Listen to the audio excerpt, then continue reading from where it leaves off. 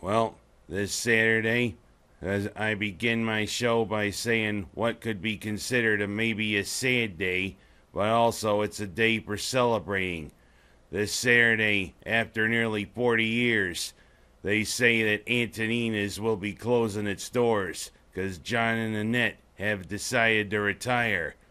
Well, I tell you what, that will definitely be a bittersweet day for me, bittersweet day for my family, and a bittersweet day for all of the Seneca Falls, Waterloo, and surrounding area. It has been a great restaurant and a great bar during all that time. I have spent a lot of time inside that place, and it was my father's favorite hangout. And one thing about my father's favorite hangout, every year on March 17th, it went from being Antonina's Italian-American restaurant to McDermott's Irish pub. And my father definitely lived for that day, because 30 years ago, he bought a nice beret-like hat that McDermott's was selling. And the thing is, even though it was McDermott's Irish pub, the colors were still in the Italian flag. But my father made that beret his own. He put a little leprechaun right in the middle of the hat. And even though, yeah, at times it looked silly, that hat became somewhat iconic of my father and the way he always liked St. Patrick's Day. When he died, that hat found a nice place over the bar, and also the Irish walking stick he used found a nice place at that bar. And over the years, everybody liked Antonina's specialties, especially the homemade lasagna, the spaghetti, the chicken and veal parmigiana, and also, I always liked the open steak sandwiches and the nice deep fried chicken that they always served. Plus, you know, it was a great place to meet family and friends, have a nice beer, and chat. McDermott's and Antonina's, it's gonna be a sad day. Everybody in the next few days around Seneca Falls, Waterloo, let's give John and Annette a big send-off. We're gonna miss this place. God bless you, Antonina's. And you know, also, every year the past decade, they always did a little thing of the New Year's Eve ball drop in Times Square. They closed down Bridge Street, and the replica of the ball that falls in Times Square fell there over Antonina's. Well, it's time to move on.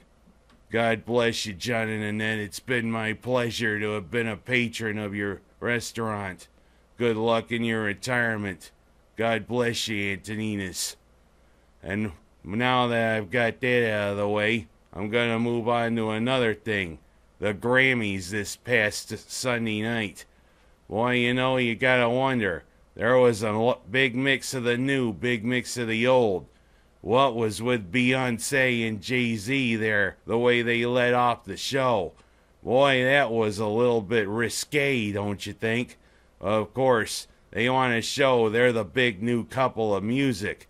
And also Pink, with her Cirque du Soleil routine there. You know, Pink, we all know that you're flexible. You don't need to show it, a la Miley Cyrus. Thankfully, we didn't have to see Miley Cyrus doing any twerking. But you know, it was kind of heartwarming seeing some of those great old venerable acts teaming up with some of the new ones, especially Chicago. My mom absolutely loves Chicago. But you know, whenever they play, does anybody really know what time it is? Of course, that is definitely a group you want to hear on a Saturday in the park. But they teamed with Robin Thicke, and of course, they had to lead right into Robin Thicke's big song from this past year. But you know, there was a lot of blurred lines I was seeing from watching that. But it definitely was heartwarming seeing Ringo Starr and Paul McCartney performing together, and in what could be one of the last performances together, two of the original Highwaymen reuniting. with Merle Haggard and Blake Shelton. But I will tell you, Willie Nelson and Chris Christopherson are American icons, but they definitely look tough. And sadly, it might be one of the last times we see Chris Christopherson, because from what I hear, just like Glenn Campbell, he's starting to suffer from the effects of dementia. But to me, he's an icon and a great gentleman. But another thing that really took the highlight for me was watching Metallica play with that Chinese pianist in a version of their venerable song, One. And of course, who could forget at the end, watching that song where all those gay and straight couples got married. And of course, watching Madonna in her cowgirl outfit come out to sing. It's been 30 years since she burst onto the scene, and it seems like only yesterday I saw what looked like that innocent Italian girl from Bay City, Michigan, singing about a holiday and singing about pushing her love over the borderline. She said on American Bandstand that she wanted to conquer the world. Well, 30 years later, she's the #1 female artist of the rock era, and you can say she's always wanted to push boundaries. Some of them I never really cared for, but to tell you the truth, you gotta respect her moxie and her work ethic. But you know, it was some of the good, some of the bad with the Grammys.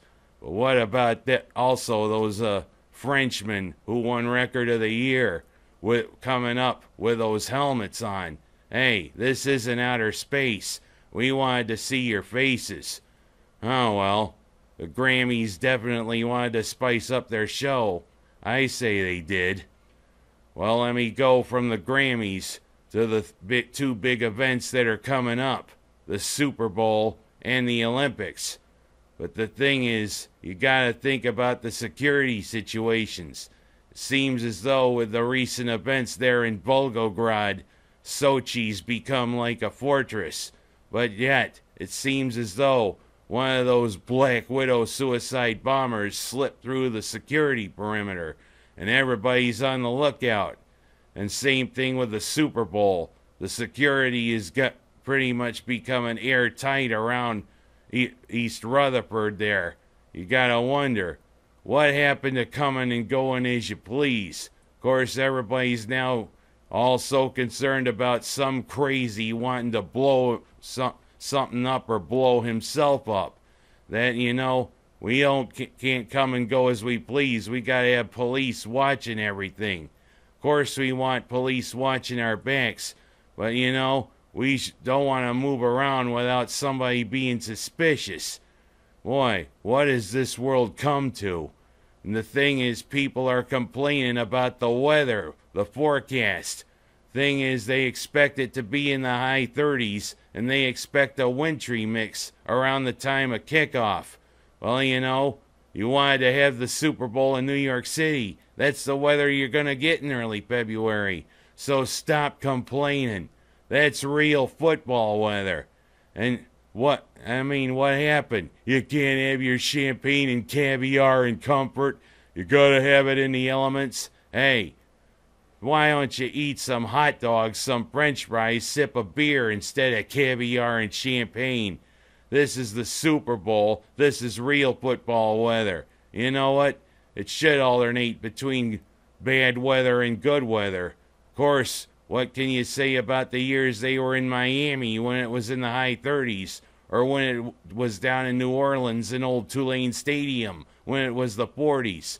Quit complaining about the weather. You can't fool Mother Nature. And usually I lead off by talking about the Orange, but that's what I'm pretty much going to close this show with. What a big escape that was against Miami down in their arena. For a while it looked like it was going to be a Syracuse runaway, but then the Hurricanes blew their way back into the game and made a pretty good game of it. But then Syracuse clamped down on defense and showed why we're #2 in the nation, escaping Miami with a great victory.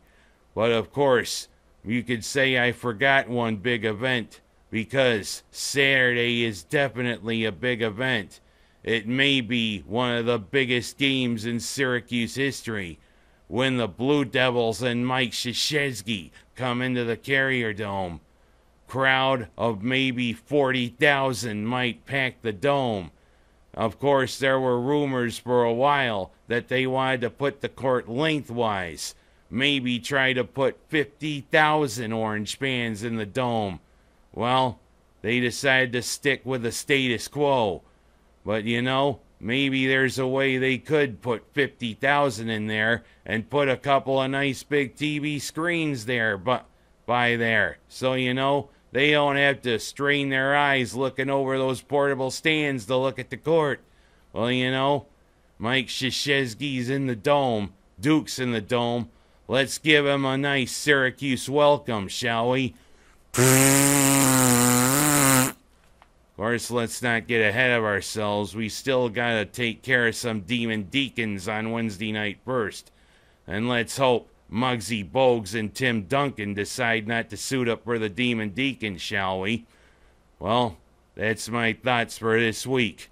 And as I said, thank you, Antoninas. You've been a great restaurant all these years. God bless you. My hat's off to you.